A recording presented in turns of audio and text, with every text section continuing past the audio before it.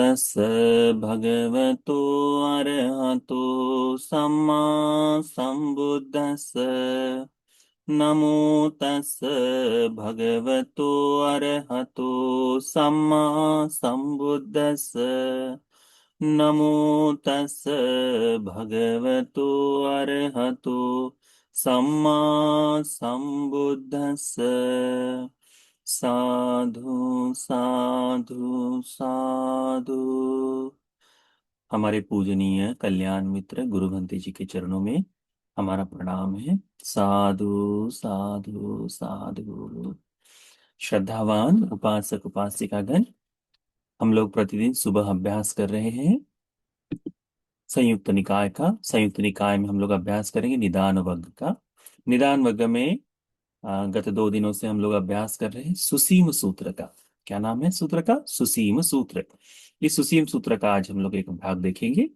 सुसीम सूत्र में हमने अभ्यास में लिया है कि सुसीम नाम के परिव्राजक अपने परिव्राजक मंडली के कहने पर बुद्ध शासन में धर्म सीखने के लिए आते हैं कि जिससे यहाँ सीख कर पुनः वे लोग प्रसिद्धि को प्राप्त कर पाए, इस आशय से।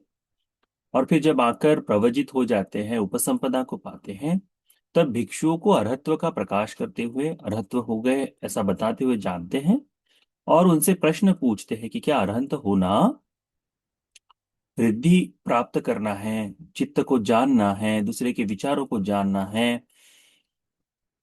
वास्तव में ये अरहत्व आप कैसा कह सकते हैं कि आपको प्राप्त हो गया है? तो भिक्षु लोग उसे उत्तर देते हैं जो अरहंत हो गए कि वो कहते हैं कि हम प्रज्ञा से विमुक्त हुए हैं, इतना ही जान लो। ठीक है। तो उसे ये समझ में नहीं आता, सुसीम भंते जी को यह बात समझ में नहीं आती और वह कहते हैं कि भंते आप इसका विस्तार करें। तो भंते जी लोग उत्तर देते हैं, आप उसे समझो या न समझो, परंतु हमें प्रज्ञा विमुक्त ही अ, प्रज्ञा विमुक्त है करके यही कहा जाएगा। तब अथ को आयस्मा सुसीमो उट्ठायासना येन भगवा तेनुपसंकमी। तभी सुसीम बनते भगवान बुद्ध जी जहां थे वहां गए, उपसंकमित्वा भगवंतं अभिवादित्वा एक मंतं निसीदी। वहां जाकर भगवान बुद्ध जी को नमन किया और एक और बैठ गए। एक मंतं निसिन्नो को आयस्मा सुसीमो यावत को ते ही भिक्खु ही सद्धिं अहोसी कथा संलापो तं सब्बं भगवतो आरोचेसी। तब एक तरफ बैठे हुए सुसीम भंते ने उन भिक्षुओं के साथ जितनी बातचीत हुई है, जो जो बातचीत हुई है, जो जो प्रश्न इस सुसीम भंते जी ने पूछे और उन अरहंतों ने जो जो उत्तर दिए, वो संपूर्ण कथा संलाप, वो संपूर्ण बातचीत सब्बं तंग भगवतो आरोचेसी, जैसे कि वैसी भगवान के सामने उन भगवान को बताई। भगवान बुद्ध जी उत्तर देते हैं। भगवान बुद्ध जी कहते हैं, पुब्बेखो सुसीम धम्मठिति ज्ञानं। सुसीम शुरुआत में पहले धर्म की स्थिति का, धम्म तिथि, जहाँ धर्म रुक जाता है, जहाँ धर्म बोध होने का होता है, वहां वह ज्ञान पहले प्राप्त होता है। पुब और पच्छा निब्बाने ज्ञान, पर और बाद में उसके पश्चात में निर्वाण का बोध होता है करके। तो सुसीम भंते जी को ये शब्द भी समझ में नहीं आता कि ये धम्म तिथि क्या है करके। ये धम्मट तिथि यानी जो धर्म का रुकना जो है, धर्म का बोध है, धर्म की दृष्टि जो है, वो समझ में नहीं आती कि ये क्या है करके। तो भगवान बुद्ध जी को पुनः पूछता है।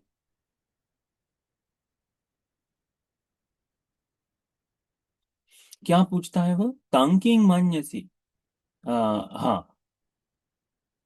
तो भगवान बुद्ध जी को पूछता है, नख्वाहं भंते इमस् भगवता संक्षिप्तेन भासितस्य वित्तारेण अर्थं जाना जाना आजानामि भंते।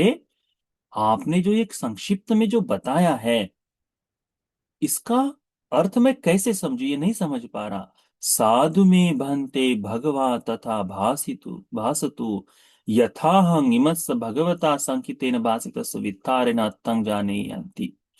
भंते बड़ा अच्छा होगा यदि आप भगवान ही स्वयं आपने जो संक्षिप्त में कहा उसका अर्थ विस्तार से बना दे। क्या कहा भगवान ने?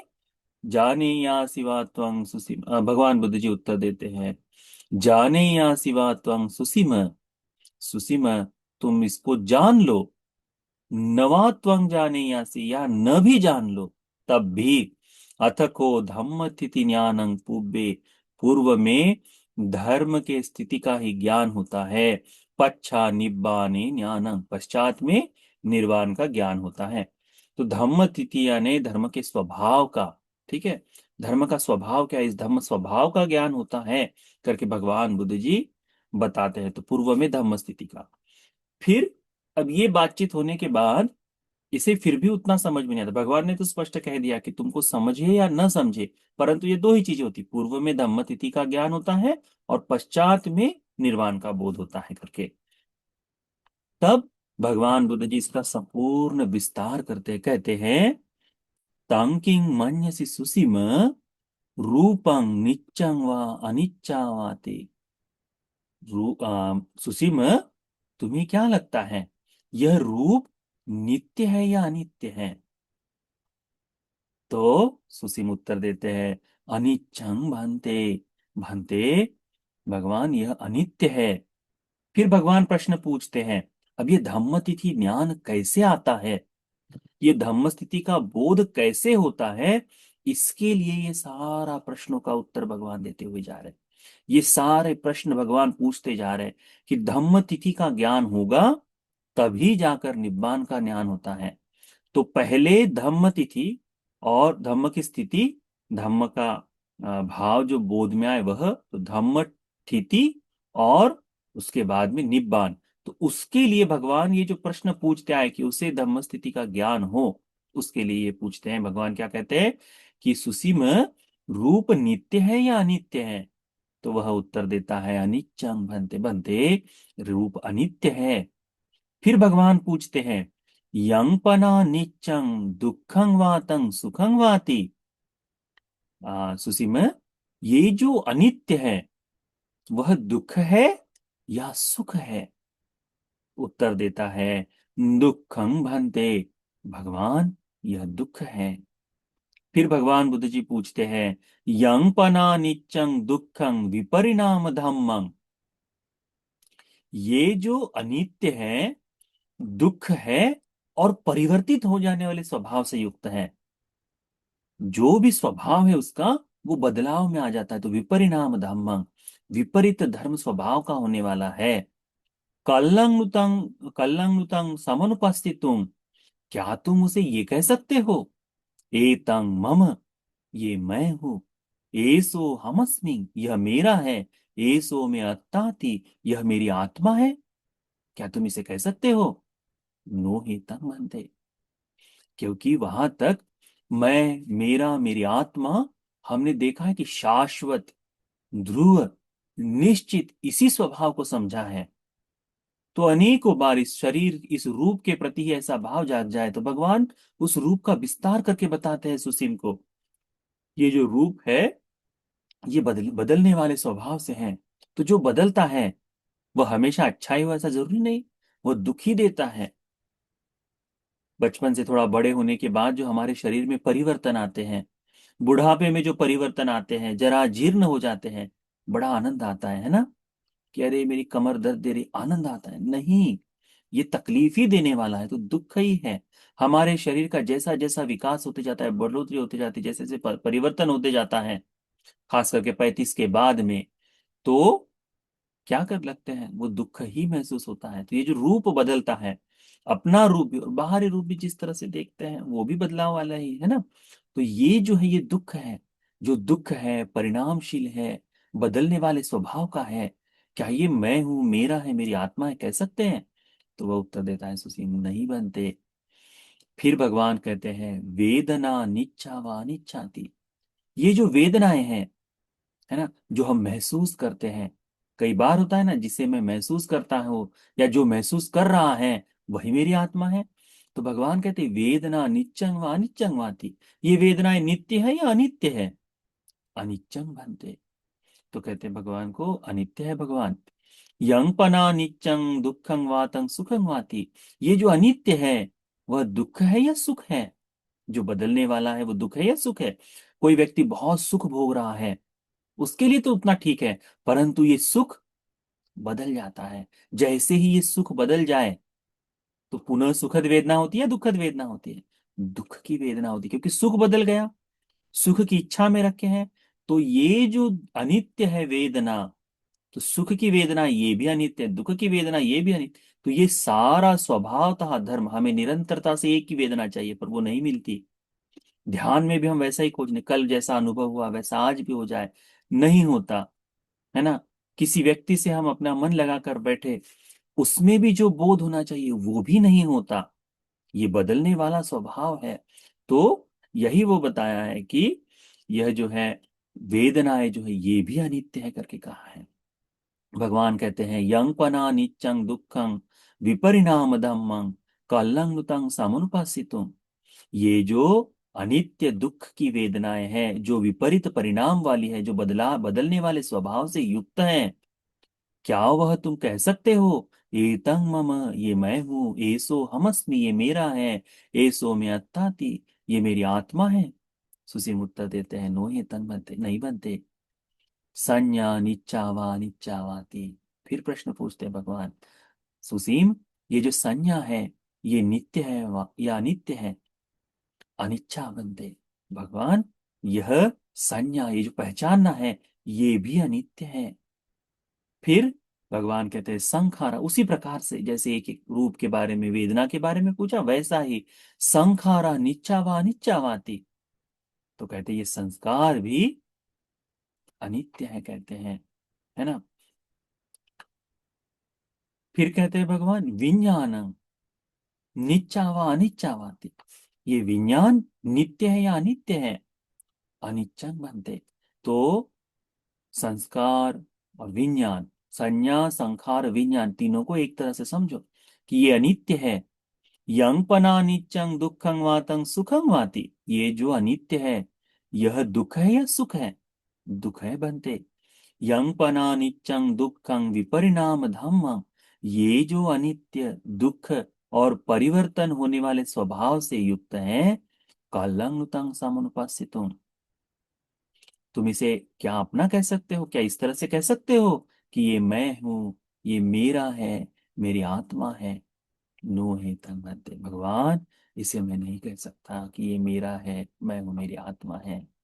फिर भगवान बुद्ध जी इसके आगे विस्तार करते कहते हैं तस्मात् यह सुसीम यं किंचि रूपं अतीतानागत पच्चुपन्नं। सुसीम, इसको ऐसा ही जानो, क्या? यं किंचि रूपं, जो कोई भी रूप है, अतीत में, अतीत यानी भूतकाल में, अनागत, अनागत यानी भविष्य काल में, पच्चुपन्नं, पच्चुपन्न यानी अभी वर्तमान में, अज्झत्तं वा बहिद्धा वा, भीतर का रूप हो या बाहर का रूप हो, ओलारिकं वा सुखमं वा, ओलारिक यानी जिसे स्पर्श कर कर देखा जा सके वह, सुखमय यानी सूक्ष्म भाव का, हीनं वा पनीतं वा, हीन वृत्ति का हो, बहुत त्याजनीय हो, या फिर प्रणीत सुंदर ऐसा हो, प्रिय मनाप लगने वाले जैसा हो, यह yang दूरे संति के वा, चाहे वो बहुत दूर हो या नजदीक में हो, सबंग रूपंग, ये सारा रूप जो है जितना भी है, कौन कौन सा रूप?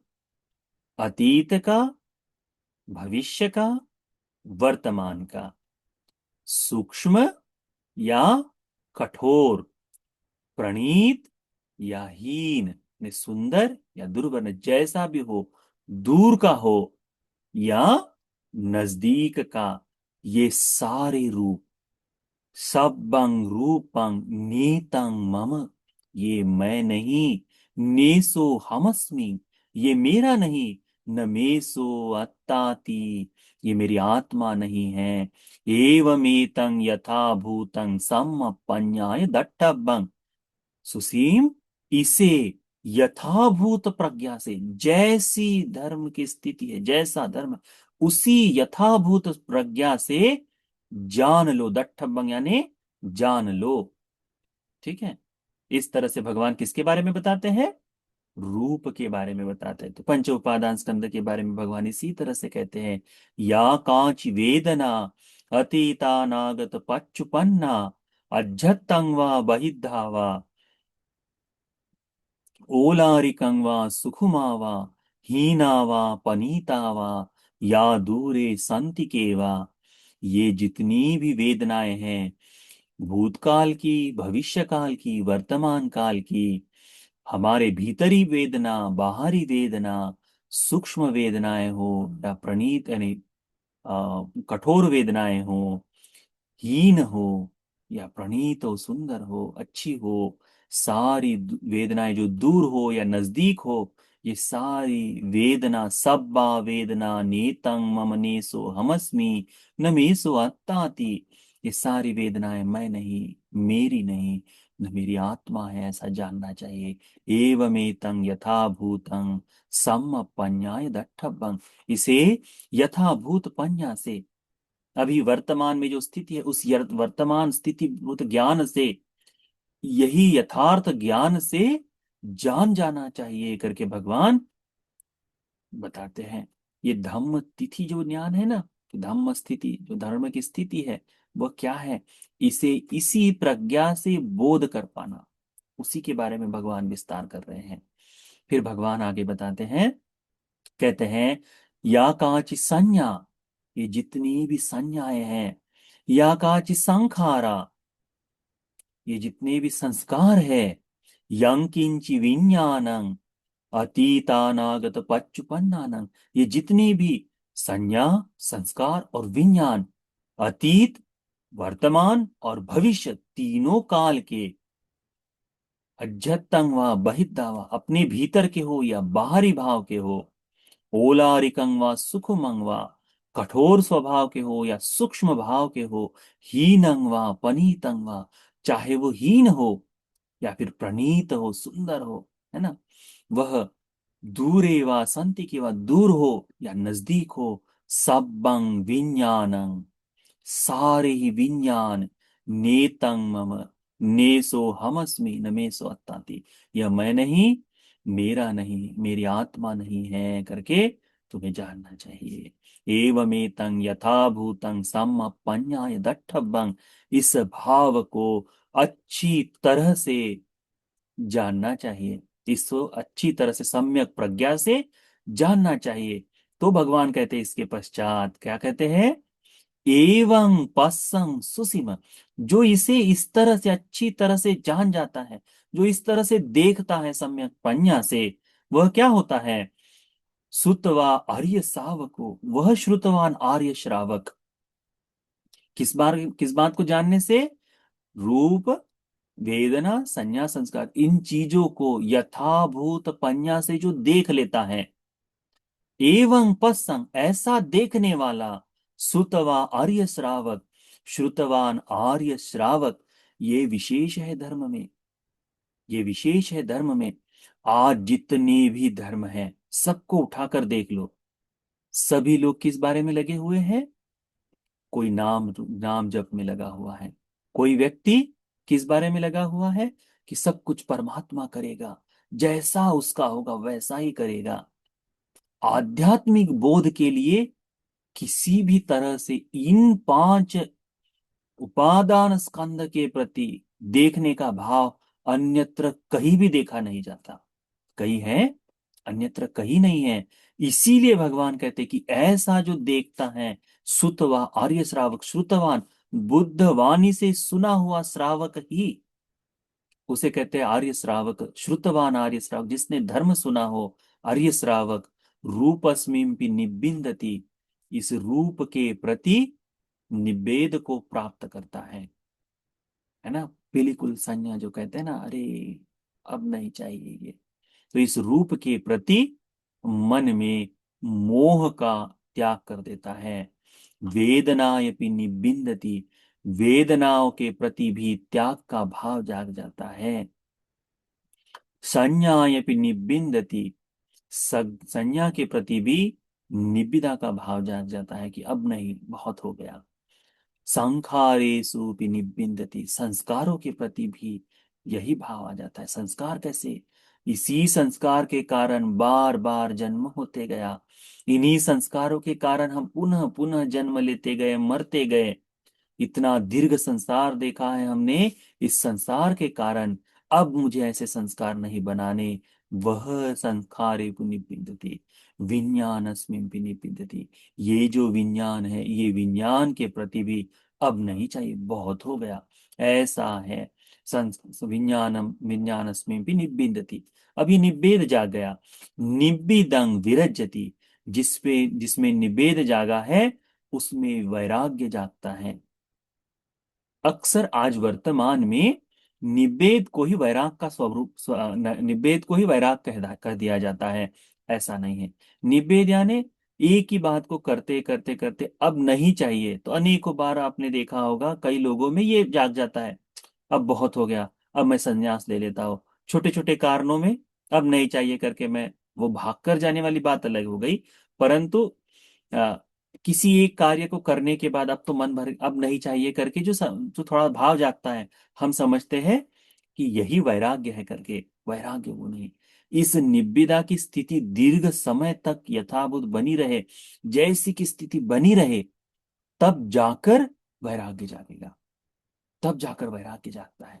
वैराग्य इस संपूर्ण संसार की आसक्ति से अलगाव कहा जाता है। आसक्ति को टूटना वैराग्य कहा जाता है।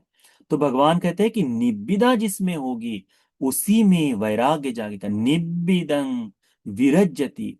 जिसमें निब्बिदा है उसमें ही वैराग्य जागेगा। विरज्यति विरागा विमुच्यति। इस वैराग्य के सहारे विमुक्ति को पाता है। विमुक्तस्मिं विमुक्तमिति ज्ञानं होती। जो विमुक्त हो गया है, उसे विमुक्त होने की स्थिति का ज्ञान होता है। खिना जाति वुसितं ब्रह्मचर्यं कथं करणीयं ना परं इत्थतायाति। कि अब मेरा जन्म क्षीण हो गया, मेरा ब्रह्मचर्य पूर्ण हो गया, अब जो कुछ करना था सब कुछ कर लिया, अब करने के लिए कुछ भी नहीं बचा है। ऐसा ज्ञान तब होता है करके भगवान कहते हैं। ठीक है। तो धम्म स्थिति क्या है? पंच उपादान स्कंद के यथाभूत को देखना, वो धम्म स्थिति। और फिर इस धम्म स्थिति के कारण जब निब्बान का बोध होता है, तो जाकर निब्बिदा से वैराग्य, वैराग्य से विमुक्ति, और विमुक्त को विमुक्ति का ज्ञान। यह धर्म का भाग। तो आज के लिए इतना ही। यह सूत्र सुसीम सूत्र का तीसरा भाग आज हमने समाप्त किया। दो भाग और देखते हैं, कल कल हाँ, कल समाप्त करने की कोशिश करते हैं इसको। शायद 5-1 मिनट अधिक ले ले। बड़ा सुंदर है, एक एक शब्द जिस तरह से भगवान बताते हैं ना, उसको समझने में इतना सुंदर लगता है। मैं खुद ही पढ़ता हूँ, मुझे ही लगता है कि कितना सुंदर है। बोध नहीं होता वो अलग बात है, पर बड़ा सुंदर है ये। भगवान का धर्म बड़ा सुंदर। यानी ऐसा देखो, सुसीम भगवान से पूछ रहा है, भगवान कैसे समझो, और भगवान उसको एक एक, अच्छा ये समझ में आ रहा है, हाँ फिर ये समझ में आ रहा है, हाँ फिर ये समझ में आ रहा है। इसी को तो धम्मतिथि कहते हैं करके भगवान समझा के बता रहे हैं। तो उसको जानते हैं। ठीक है। तो आज के लिए इतना पर्याप्त है। ये सारा सूत्र का उपदेश आप सभी को इस धम्मतिथि ज्ञान को बोध कर लेने के लिए उपकारी हो जाए। साधु साधु साधु।